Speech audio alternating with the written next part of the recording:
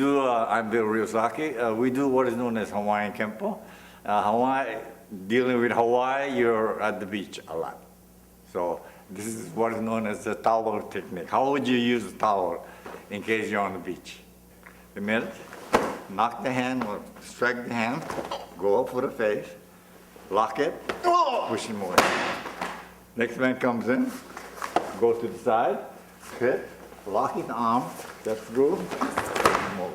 Well, I started practicing martial arts at the age of 8 years old. And my father, being my teacher, I had to do it. And then I did it like twice a week. But I have 7 brothers, and they're all older, and they're all champions. I mean, karate and judo champion. So the whole thing, I was the rebellious one. I always told my dad, I used to hate it. 8 to 12 years old. First of all, why do you need martial arts if you have brothers who, you know, and we come from a little island in Hawaii. So, and my brothers, they all fight together. You know, we're a close family, so we all fight together. I'm being the second youngest. Why I have to learn? I don't have to learn it, you know. So I kept telling my dad, well, I don't want to do it. Well, if he said, you can't tell your dad that. You know, you have 7 brothers, everybody has to go twice a week, you know. And I did. Like I said, when I first started, I used to hate it. But how ironic, because everything happened, and then all of a sudden, out of all, my brothers were always champion. Okay? And then when he became, when it became my turn, it kind of like when I went to college, only when I was going to university that I decided, oh, I really like it, you know, and I kind of like thanked my dad for it, so, yeah. And then that's when I went to university, I decided, you know, in the Kenpo. See, what I teach is known as the Kenpo art. Okay, it originated from Hawaii, so I call mine Hawaiian Kenpo. Okay, now what we're dealing with now is, we call it no strength technique. No strength technique or finger techniques was created by my uncle, Vol-1. All right, and what it is called a circle move. Everything you do, if you're a circle, there's no strength. Someone attacks you, you take just a finger, you lock in the finger, you hold, okay? Somebody choke you, anything. You don't take the hand off, lock it in, then you can use your foot, take them right down. Somebody got you from behind, same thing. All right, this finger, step through, turn, lock, take them away. All right, when I went to University of Hawaii, my first encounter was with the Samoan. And this is my life story because I always say it, and I always tell my students the same thing. So I was always for the weaker. Anytime somebody was picking on somebody smaller, weaker, I would get in it. And my 3rd day at the University of Hawaii, the Samoan was beating up this Oriental guy, the Oriental kid. So I jumped in, knocked him away, and then he looked at me and said, "You want some of me?" And I said, "Yeah." Now I'm thinking, hey, twice a week for, you know, all these years, you know. Right, so now I'm freshman at the University of Hawaii. 3 days in there, this Samoan guy comes after me. Okay, and then I took my stand, you know, with all the confidence, and I hit him, you know. And the whole theory is that in Japanese, you hit them before they can, you know, before they even. So what happened is that I hit him, and you know, he's Samoan, nothing happened. He like ran over me, and then I turned around. He said, "You want more?" I said, "Yeah," and we kept going, and we kept going. I finally got him, but I had to jump on his back, literally jump on his back, and then hold him in his choke until I got him down. And then he said, "Okay." Now, but that was a long time, and I'm tired, okay? Same day, go home, call my dad. You know, I told my dad, "Dad," you know, it's kind of like, you know, in Japanese, they say, "Your head don't work." And then my dad said, "Why? Why?" And I'm crying because I'm just really let down. If somebody tells you you got this and you don't have it, you know, it really hurts. So I'm crying, and then So my dad is trying to say something, you know, because we're on the phone. He said, well, it doesn't work on Samoans.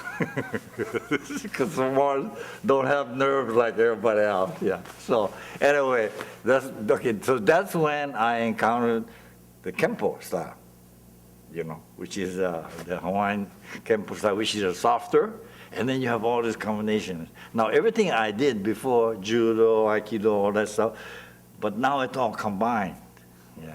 Okay, but it was Kaji Kempo, but I could not call it Kaji Kempo. You know, I came to the mainland, and then they always told me, my teacher, Tiwanak, Mariana Tiwanak, says, don't use Kempo, don't use Kaji Kempo, because see, Hawaiians are very jealous. Yeah, if you're successful, which Ed Parker was, he was Kaji Kempo, and then they talked about him. You know, so what it is to create so that you don't have to go back to Hawaii, get somebody in the parking lot, and you say, okay, you know, let's go for it.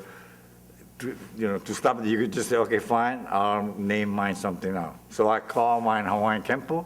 I went all over South America, and we became one of the top schools.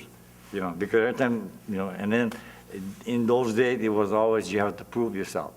You go to a judo class, you know, you want to work out. Because I'm from Hawaii. I brought 2 of my students. They line you up first with all the brown belts, you know, and never to help you, it's more to challenge. Yeah. And then after that, then if you go through all the brown belts, then you go through the black belts. You know, and my guys that I trained in the backyard. I just worked them almost every night, so they were good. I mean, they were really good. But that is how it used to be. It was always, you know, like a Chinese movie. You would never go there to learn, you know. What it is always a challenge, you know. If you say you have Kenpo Karate, what is that? They don't know, you know. So in order to do that, I said, I'm going to be real quiet. And I just trained my team. And I had one of the biggest teams ever. Arnold Yukiya, you know. Benny, his son, the brother. I have Bob Smith, all these guys, you know, and originally they were my 5-man team, and I worked them in the backyard because we had no school. Hi, my name is Robert Temple, and today I'm going to introduce to you the system and style of Ja-She-Shain, Temple's concept, which is a combination of all the systems and styles and methods in which I've learned over the past 40 years. From certain instructors, from a few instructors like Grandmaster Steve Mohammed, Jerry Smith, Cliff Stewart, Grandmaster Donnie Williams, Chuck Sullivan, Albert Conejo, and many others. This would be the first of 4 segments where I'll be sharing with you some of the techniques that I've learned in competition, as well as some of the things we teach in our system and style, as well as some of the things that I would like to share with you that might help you work with some of the students that you have. I want to thank you for giving us this opportunity to share this with you. Thanks. Reach over and grab. Now, if you know it, man, that's an ugly look, ain't it? That brother's serious. That's a grab, step back. And I can work from that. That's called real time or real energy. When we're practicing, you don't have to have that when you're just developing a technique. But after a while, you would like your training partner to do exactly what Emmanuel did. He gave me real time, real energy, which puts me in a position to do what I'm supposed to. Actually, what I'm trained to do. He steps forward. Now, he has this really tight grip on me. I would do something totally different after, but I'm going to go in the midst of, or as he begins to. Go again. As he begins to move, I move. Did you see it? His intent was to continue going forward, and that's why this works. As he moves forward, I move back. Again, his body stretches out. I then go into my prayer position, and I parry out the hands. Or I just move out the hands. I go from there, I follow the contour of his arm, back in, drop that arm a little bit, so I'm gonna follow this contour into his solar plexus. I talked before about that center line, so I'm going back to that center line with my middle knuckle punch. Okay? From there, his body drops a little bit, knees weaken, his throat's there, so I go back out with the chop. And I'm gonna hit him again. Same hand. Then I'm gonna take that and I'm gonna palm, but I'm gonna do a left hand palm, and I'm kind of a turn with the heel palm. As I move that, I'm going to push him and cross over to keep my distance. Hit him with the inverted hammer fist. I'm going to directly pivot or twist back around, palm again and grab. This time I'm grabbing because I'm going to break the knee. I'm breaking the knee closest to me. I'm going to then turn around, so I'm exiting. Heel palm, exchange, back heel.